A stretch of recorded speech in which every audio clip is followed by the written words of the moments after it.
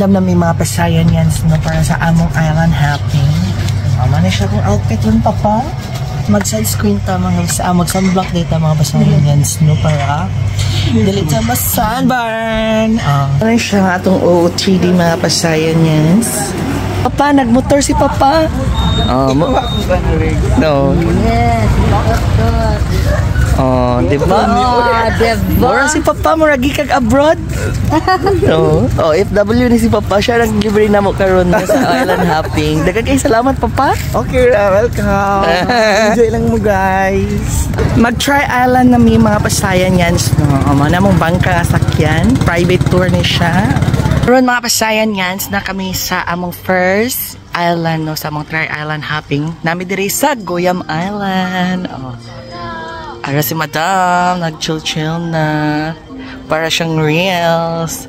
Nasa dito itong mga kauban no, nag-picture-picture. Kaupat na nina ko diri nga balik, diri nga isla mga pasayan yan. No, hindi pa rin ako nagsasawa na bisitahin ito. I love it. Ang major sponsor no, ga-brief siya. Mura siya, uyuan nga gikan Abu Dhabi. Nagpa-picture siya, brief siya. Okay, para mahabala siya sa upfam. Karon mga pasayan yan, nakita sa Naked Island.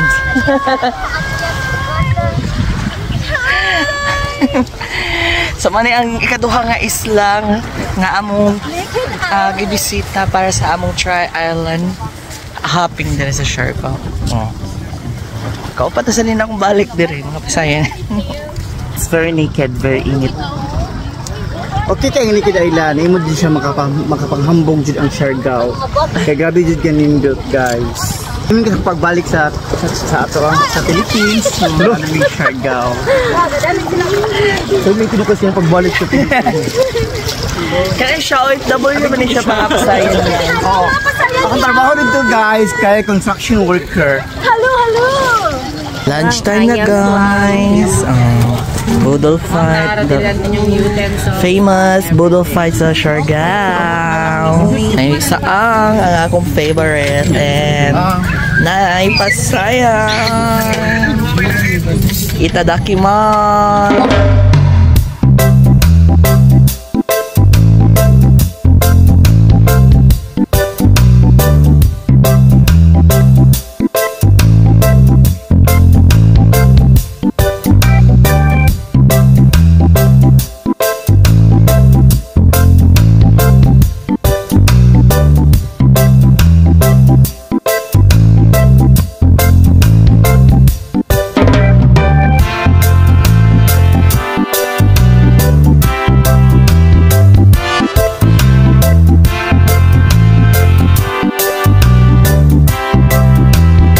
Handam na ko sa among panihapon mga pasayan yan no? Bilat matik. So nangumpra mo ganina og isda og lukos. Manang panihapon niya. And then manghulis tag isda. Sa una kung bata pa ko mga pasayan yan, masipag tulog sa akong mama. Mga atos carbon sa akong lula, milag isda. So kabawra ko manghulis. So ang plano na mo kahit tuwahon na mo o atubuhon nga po siya. Hindi daw lang itong gamitin sa paghindi sa mga pasayan yan kay wala yung design. Ano siya? So paano na itong hasang ang isda. So ano siya? Ay! So mga pasayan yan, na kami karon na sa Afam Bridge. Yung Afam Bridge, yun ang pangalan niya mga pasayan yan. O kung sa'yo masulti ni mo na nakinataypan nga Afam. Wala pa uwi po kung nataypan. Wala pa mantak. Wala pa dyan ko sa kuwan pa sa Afam Bridge. Itong napatuloy din sa daan pa. Sa pagkakarong oras sa mga pasayan yan, no, dili pa dyan kayo nga nakabisi ning dalan na kaninga bridge kay sayo-sayo pa. Papay alas 5. So later, mabisi na ni siya. Kanang padulong na ang sunset.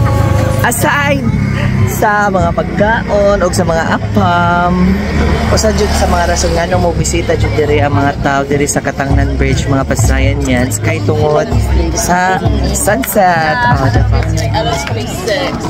Mana siya.